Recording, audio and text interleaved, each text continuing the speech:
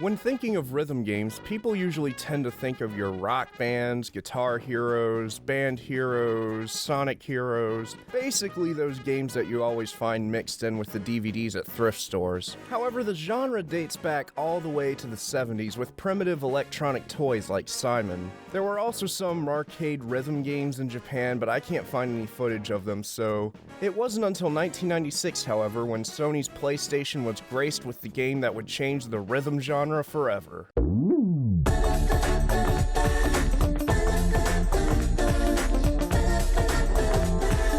gotta do what? I gotta believe!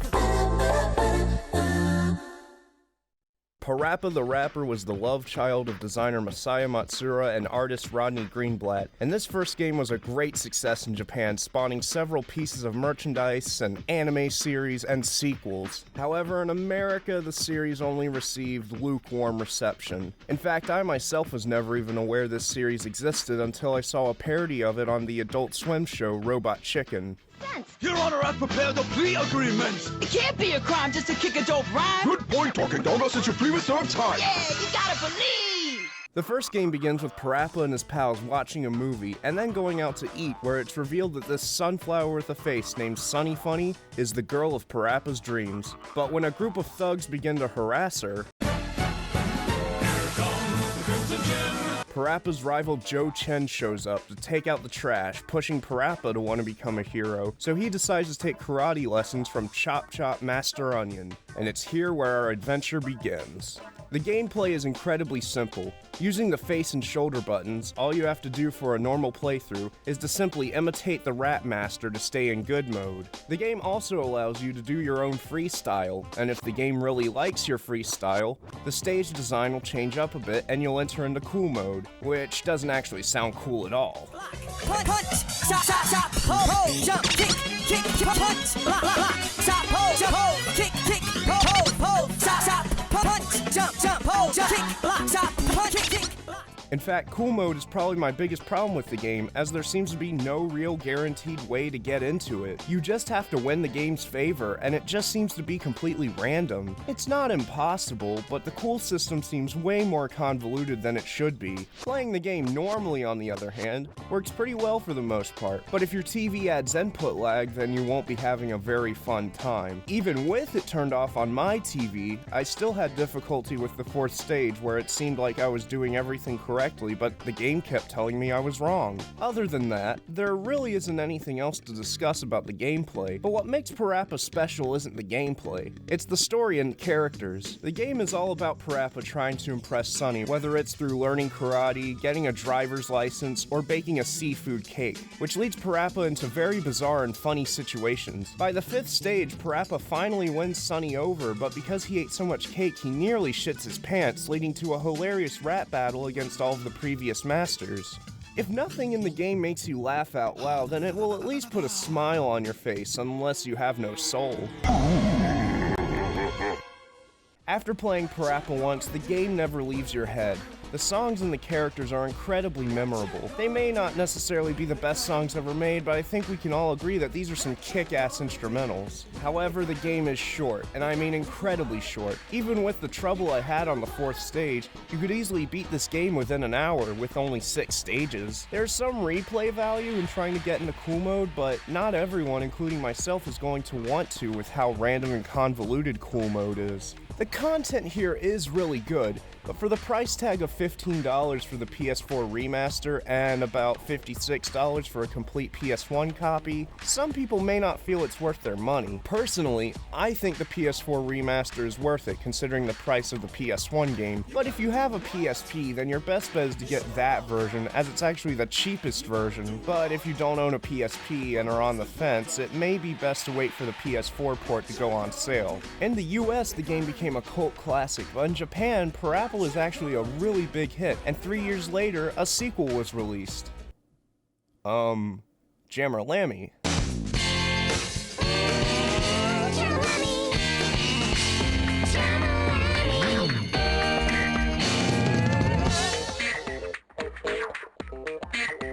So I know what you're probably thinking. Isn't this a spin-off and not a sequel? Well, I suppose something like this is more subjective, but in my eyes, yes and no. Sure, it revolves around a new character, but it does take place in the same universe, and oh hey, there's that boy. The gameplay is exactly the same as well, but the major difference is that Lambie doesn't rap, but rather plays guitar, a difference that may seem insignificant on the surface, but Matsura stated in an interview that this subtle change would encourage players to freestyle more, as most PaRappa players would simply imitate the rap masters. That logic may apply to some players, but for me, I just stuck to playing the game normally, as getting into cool mode is still very complex. The story revolves around a guitarist named Lambie, who's in a band called Milk Can, along with Katie Cat from the first PaRappa game, who sings and plays bass, and the drummer Masan, whatever Masan is supposed to be. It starts off exactly like the first game, with the characters seeing a movie and then going out to eat. While eating, Lambie reveals that she has incredibly low confidence in herself, but when the bullies from the first game show up, Katie hands Lambie her guitar and is able to dispatch the thugs with her jamming skills. After which, she has a prophetic dream in which Chop Chop Master Onion joins Milk Can as their new vocalist and gives Lambie a lesson that as long as you use your mind, then you have nothing to lose, or something like that. After waking up, she realizes that she only has 15 minutes to get to the Milk Can concert, and so the game consists of her trying to get past all the obstacles in her path. To say that Jammer Lambie is more bizarre than PaRappa the Rapper would be the understatement of the century. The game houses much higher production quality, and the developers took advantage of that to make the game as trippy as possible. In fact, perhaps it's too much, as for whatever reason, PaRappa's voice clips and some of the cutscenes are incredibly compressed, almost making it feel as if this stuff was added last minute and had to be crammed on the disc. Even with that said, it's great to see that Lambie contains much more content than PaRappa. You'll still complete the game's 7 stages in a pretty short amount of time, but beyond those stages are co-op and competitive multiplayer modes, where you join up with either PaRappa or Rami. Rami is basically this edgy version of Lambie that shows up after the 6th stage. So you're the one who took my job. My watch is broken, my guitar strings broke, my costume has wrinkles, and I don't get any messages on my beeper. All because of you. And PaRappa even has his own solo campaign in this game, and what's a pretty nice touch is that the composer slightly altered the instrumentals and lyrics to fit more with PaRappa's style. But as I mentioned, PaRappa's voice clips are heavily compressed, which makes his songs lose a bit of charm. In any case, it's all up to you. If you can still go, you can go. While on the subject, PaRappa's voice actor is Dread Fox. If you don't know who that is, he's the guy who sang Unknown from ME in Sonic Adventure, the Knuckles meme theme. You can call me Knuckles, unlike Knuckles, I don't chuckle. I'd rather flex my knuckles. As much of a classic as the original PaRappa the Rapper was, I'd have to say that Jammer Lambie is a vastly superior game, packing more interesting stages, incredibly catchy songs, and much better replay value than simply trying to achieve cool mode. Unfortunately, the game didn't do so well in terms of sales, only garnering about half of what the original sold in the US, and about 1/3 of the original sales in Japan. There's no real reason I can think of for these sales, but I feel like putting PaRappa somewhere on the cover art would have definitely helped, at least in Japan. I won't sit here and act like they didn't try to promote this game though. Sony even put on a launch party for the game at the Roxy in New York City, where Matsura and some of the voice actors performed songs from both games live, as well as show off some gameplay. You've gotta admit, it was a pretty cool idea despite some questionable things. The Jammer Lambie doll, isn't it cute? Oh, isn't she sexy though, man? She is one sexy looking lamb, man. With a great pair of chops. For the final game in the series, we jumped to the PS2, and it seemed to be a trend that the classics of the PS1 didn't make the transition to the PS2 very well. Thankfully, PaRappa breaks this trend with PaRappa the Rapper 2.